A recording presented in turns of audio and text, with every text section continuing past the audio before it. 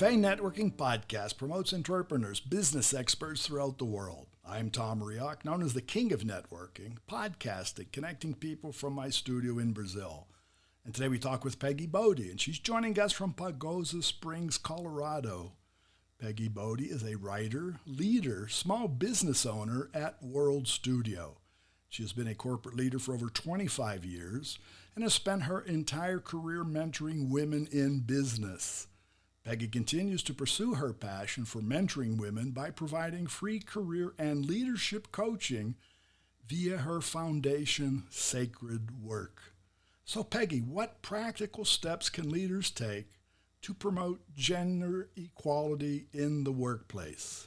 Good morning, Tom. Thanks for having me on. The first step is to be mindful.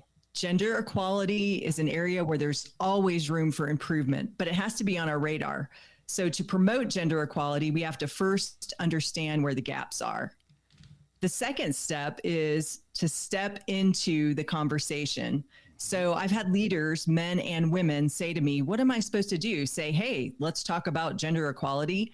And I always say, well, you could do that, but if you're mindful, you won't have to do that. Opportunities for conversation about gender equality happen every day, and we can't change what we don't talk about. Right. Or so what we see, right? Exactly. So when we step into the conversation, that gives us a chance to correct biased language and remarks.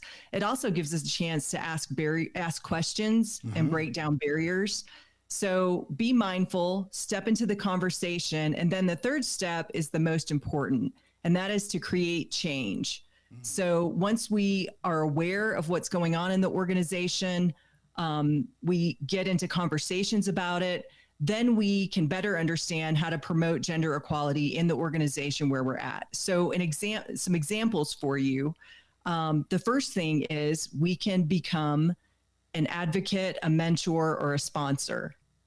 So we can champion change by taking on one of those roles. Well, that normally, and I've seen that happens, but basically that advocate or the sponsor tends to be a woman. Now, I sort of live in a man's world.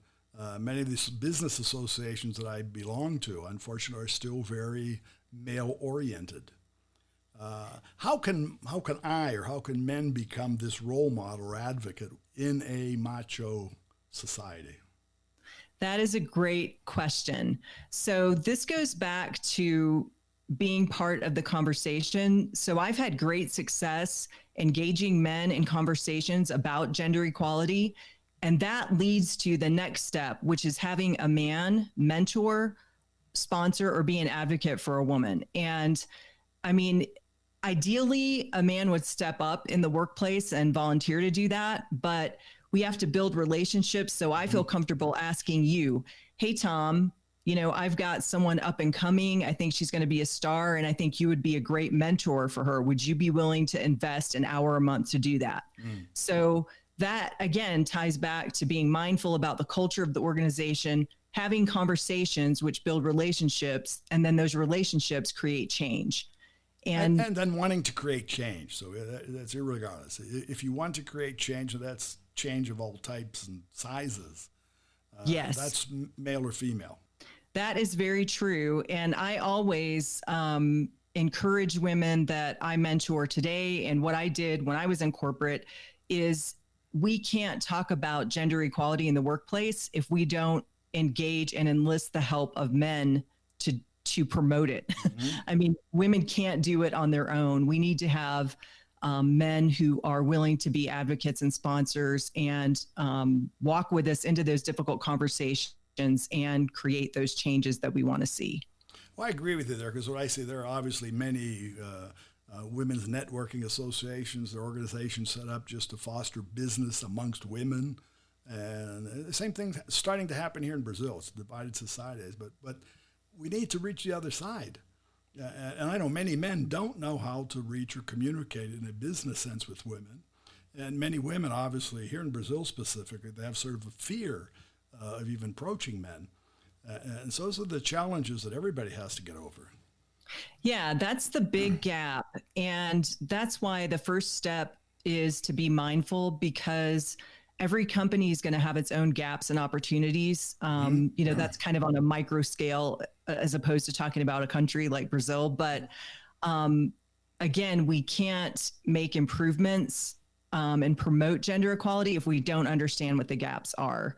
So our goal as leaders, as women leaders, specifically speaking for myself, is to bridge that gap. And that will always include engaging men who are invested in making positive change happen and walking alongside me in promoting gender equality in the workplace. But what you offer then too, and we're talking the world's a big place, and it's not only Brazil nor the United States, but what you offer resonates in the whole world.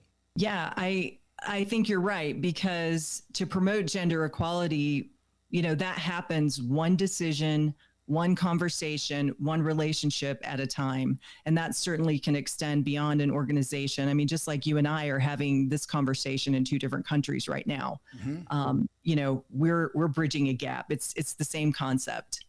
Well, the corporations, the multinational companies, they don't have boundaries anymore. They're literally everywhere. And they're made up of persons from everywhere.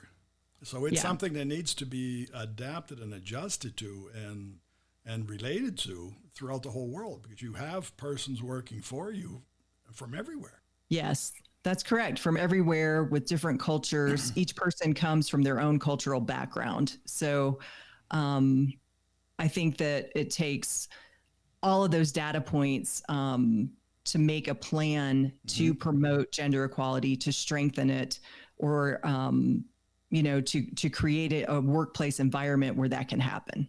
Very good, Peggy. So where can our listeners find you and find more of your resources?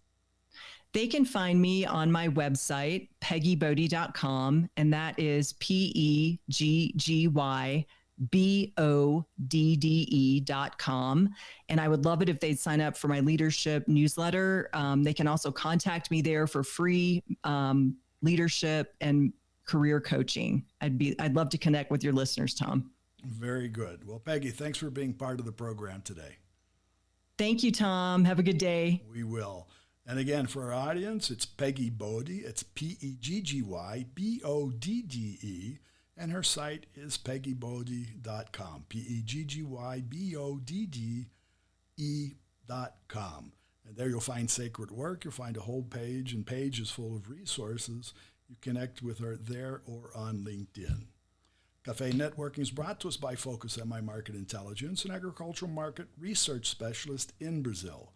More information on their website, www.focusmi.com. Thanks for listening until the next time here at Café and Networking Podcast.